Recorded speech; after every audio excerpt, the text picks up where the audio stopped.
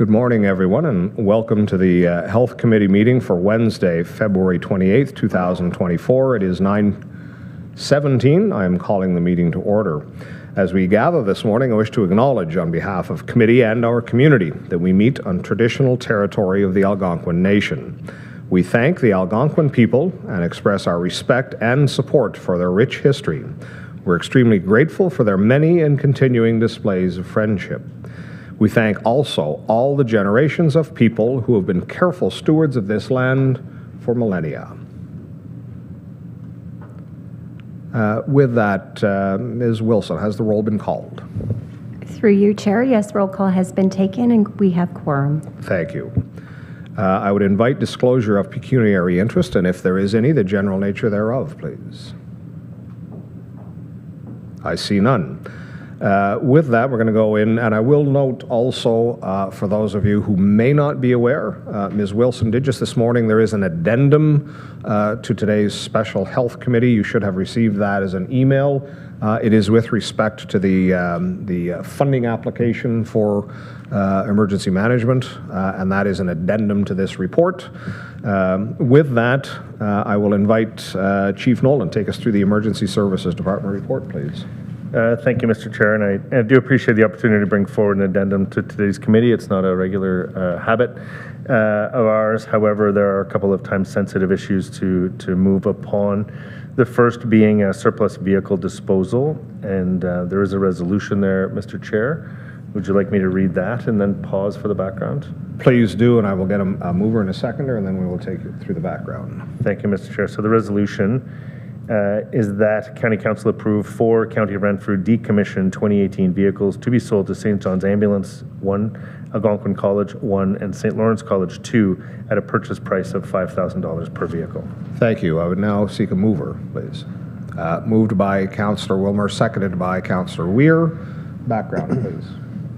Thank you, Mr. Chair. Through you to committee. The background in relation to this item is that we have a corporate policy, GAO2, for disposal of assets and services, and we have followed that asset disposal policy in that we make surplus vehicles available to local municipalities first. We did that, received no offers for those vehicles.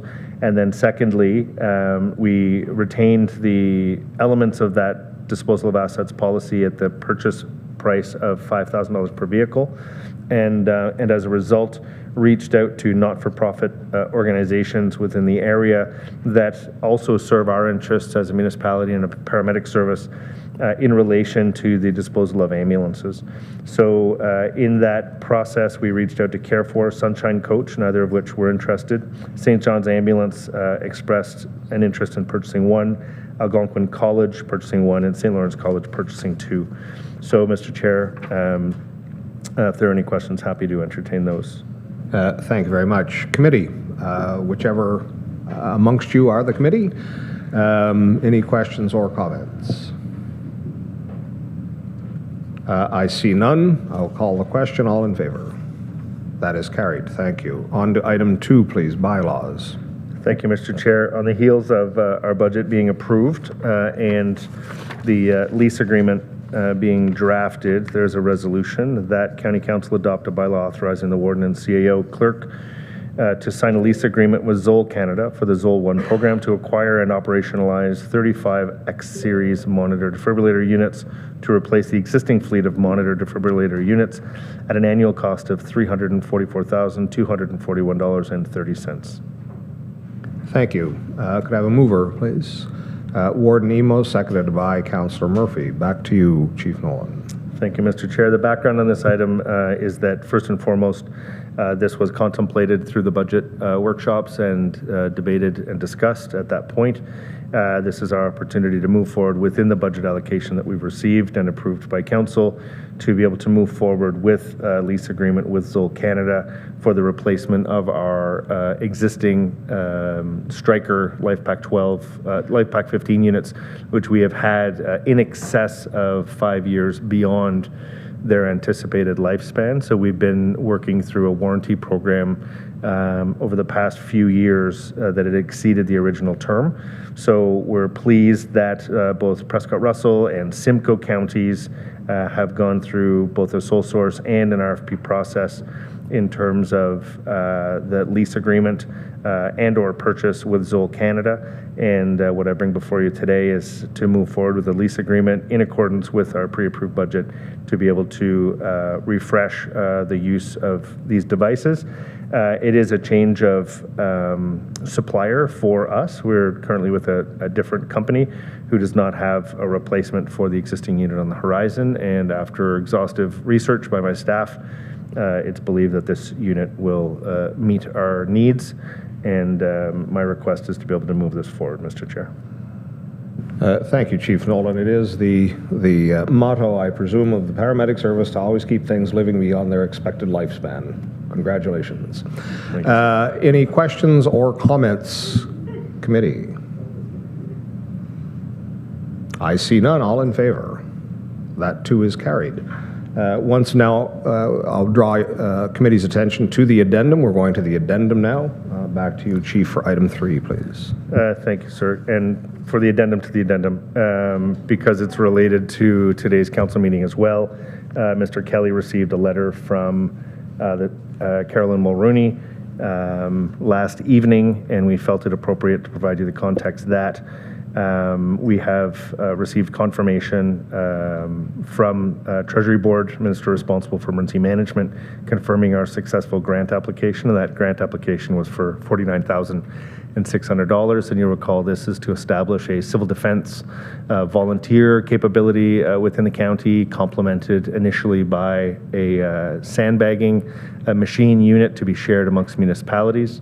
But I think for those of you that were not at previous committee, the importance of having a structured, standardized method of engaging volunteers to lead on your behalf as municipalities and have a point person within your staff to receive training this spring is key. And the idea here is that this is a method of engaging volunteers for an all hazards approach. It just happens that we're starting with sandbagging and flood mitigation efforts, which are transferable in a number of ways. Obviously, high volume pumping is a requirement related to flooding, but it's also a requirement related to drought.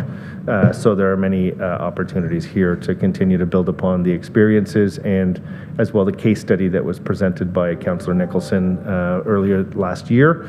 And I think that this is a transactional way of moving us forward, but also transformational in a volunteer engagement strategy that we've been calling for many years here in the county. So a big thank you to the province for their support of that grant, Mr. Chair. Thank you very much. Chief Nolan, very appreciative of the success of this application. Committee, any questions or comments? I see none. So there is not a resolution. I would now seek a resolution to accept the emergency services report, please. Moved by Councillor Weir, seconded by Councillor Frenier. One final opportunity for any questions or comments. Seeing none, all in favor? That is carried. Thank you. I note, Councillor Frenier, your microphone is hot. Just as a housekeeping item for Ms. Wilson, so from today there will be an addendum coming to all of Council for the health report to Council beginning at 10 o'clock. As this is an information item, and it is the third item here because it just was very late breaking, but as information, if that could be the first item on the addendum report to Council later. Thank you. With that, then, we will go to the long-term care report. Mr. Blackmore, please. Thank you, Chair Donahue. Through you to committee, this item is a bylaw regarding the advanced care nurse call system for Renfrew Lodge. Thank you for your indulgence and allowing me to present this ahead in that what we're trying to do is avoid a potential price increase come March 1st. The bylaw recommendation, shall I read it? Please do. That the Health Committee recommend that County Council adopt a bylaw authorizing the Warden and Chief Administrative Officer Clerk to sign the agreement with Simtel Inc. Wireless Resident Nurse Alert Technology Incorporated for the installation of Phase 3 of the Advanced Care Nurse Call System at Miramichi Lodge for the price of $291,947.71 excluding HST, as budgeted through the 2024 Miramichi Lodge capital budget, and that Finance and Administration Committee be so advised. Thank you. I would now seek a mover, please.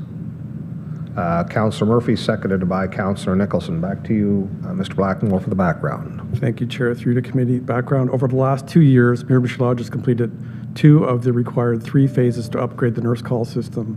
The first phase included required software conversion over the next 4 years. Phase 2 involved replacement of the resident home area advanced care displays, nurse phone system integration of smart report module in support of call time reporting and analysis. Phase 3 is the replacement of the original nurse call equipment, now 20 years old, with hardwired advanced care IP nurse call system using existing cable and new Cat5, Cat6 cable infrastructure.